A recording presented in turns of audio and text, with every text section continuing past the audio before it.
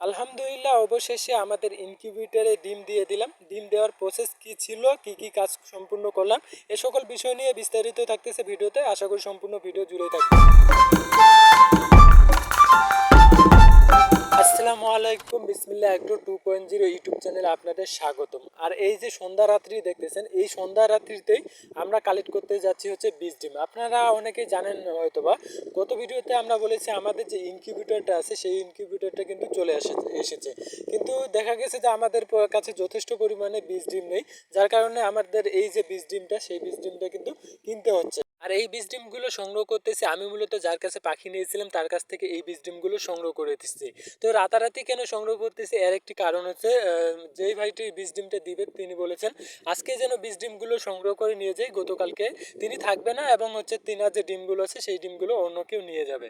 বীজ ডিমের দাম সম্পর্কে যদি আপনাদের বলি, 100 ডিমের দাম নিচে হচ্ছে 400 টাকা, পার পিস ডিমের দাম পড়তেছে 4 টাকা করে। 4 টাকা করে বীজ ডিম এই সময় নেওয়াটা ঠিক হয়েছে কিনা, লস হয়েছে, অবশ্যই আপনারা কমেন্ট করে জানাবেন। আমরা বীজ ডিমটা সংগ্রহ করতেছিলাম এবং তার যে খামারটা আছে সেই খামারটা কিন্তু ঘুরে ঘুরে দেখতেছিলাম। মাশাআল্লাহ, তার খামারটা খুবই সুন্দর এবং পরিবেশটা, খামারের যে পরিবেশ সেই খামারের পরিবেশটাও কিন্তু সুন্দর। তার পাখিগুলো সুস্থ সবল ভালোই রয়েছে। তো এখান থেকে আমাদের একটা অভিজ্ঞতা অর্জন হলো তাদের যে খামারটা ঘুরে ঘুরে দেখে। তো আমাদেরও পরিকল্পনা এভাবে সুন্দর করে একটা বড় সড়ো একটা খামার দেওয়ার পরিকল্পনা রয়েছে। ডিমগুলো নিয়ে আমরা আমাদের বাসার উদ্দেশ্যে রওনা হয়ে যাই। সেই রাত্রির মতন অতটুকুই ছিল। পরের দিনে আমরা ইনকিউবেটরে ডিম দেওয়ার পরিকল্পনা করি। যেই পরিকল্পনা সেই কাজ। আমাদের যে ইনকিউবেটরের জায়গাটা আছে সেই জায়গাটা খুবভাবে সুন্দরভাবে আমরা পরিষ্কার পরিচ্ছন্ন করে ফেলি। আশেপাশের যে জায়গাগুলো আছে, জায়গার যে ময়লাগুলো আছে সেই ময়লাগুলো আমরা ভালোভাবে পরিষ্কার করে নেই। পাশে হচ্ছে ঝাড়ু দিয়ে ইনকিউবেটরের যে জায়গাটা আছে সেই জায়গাটাও আমরা পরিষ্কার করে রেখে দেই। আপনারা জানেন আমাদের হচ্ছে খামারের নতুন, আর খামারের নতুন প্লাস হচ্ছে আমাদের ইনকিউবেটরের যে ইনকিউবেটর, এটা আমাদের প্রথম ডিম দেওয়া হবে। তো অভিজ্ঞতার অনেক দরকার হচ্ছে। আপনারা অবশ্যই পরামর্শ দিয়ে কমেন্ট করে জানাবেন কি কি ভুল করতেছি, সেই বিষয়গুলো অবশ্যই জানাবেন। আর কিছু জানার থাকলে অবশ্যই আমাদের কাছে জানতে পারবেন। এ যাবত এসে আমাদের যে ভুলগুলো আছে সেই ভুলগুলো কিন্তু আপনার শেয়ার করতে পারবে অবশ্যই। তো আমরা ভালোভাবে পরিষ্কার করে নিচ্ছিলাম সবকিছু পরিষ্কার করে নেওয়ার পরে জীবাণুনাশক আছে, সেই জীবাণুনাশক দিয়ে কিন্তু আমরা স্প্রে করে নিচ্ছি। কারণ হচ্ছে এতে কিন্তু অনেক জীবাণু রয়েছে, জীবাণু থাকলে কিন্তু ভাইরাসে আক্রমণ করতে পারে। তাই আমরা ভালোভাবে জীবাণুনাশক স্প্রে করে সম্পূর্ণ জায়গা জীবাণুমুক্ত করে ফেলি। সাথে আমরা জীবাণুমুক্ত করি আমাদের যে ইনকিউবেটরের ট্রেগুলো আছে সেই ট্রেগুলো কিন্তু জীবাণুমুক্ত করতে হবে। সো আমরা প্রত্যেকটি জায়গায় হচ্ছে জীবাণুনাশক ব্যবহার করি। তো এইগুলা আমাদের অবশ্যই জীবাণুনাশক স্প্রে করেই পরবর্তীতে ডিম দিতে হবে।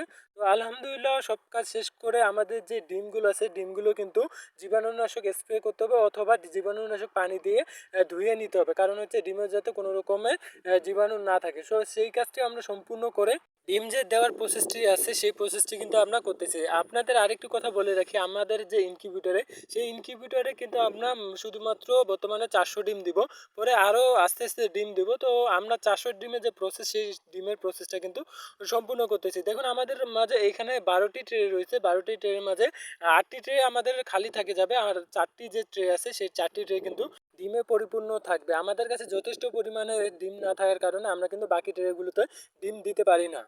তো এভাবে ছিল আমাদের যে ডিম দেওয়ার প্রসেস, সেই প্রসেসটা আপনারা অবশ্যই জানাবেন কোথাও কোনো রকমের ভুল করতেছি কিনা। তো আজকের মতন এতটুকুই ছিল। 17 দিন পরে এর যে রেজাল্ট আছে সেই রেজাল্টটা কিন্তু আপনাদের মাঝে তুলে ধরতে পারবো। তো বরাবর মতন যে কথাটা আমি আপনাদের বলে থাকি সে তা হলো, আপনাদের কিছু জানানোর থাকলে অবশ্যই আমাদের জানাবেন, আর আমাদের কাছে কিছু জানার থাকলে সেইটা কিন্তু কমেন্টে জানাতে পারেন। তো সবাই ভালো থাকবেন, সুস্থ থাকবেন, সুন্দর একটা খামার করবেন এই প্রত্যাশা করে, আর আমাদের জন্য অবশ্যই দোয়া করবেন আমরা যাতে সুন্দর করে একটা খামার করতে পারি।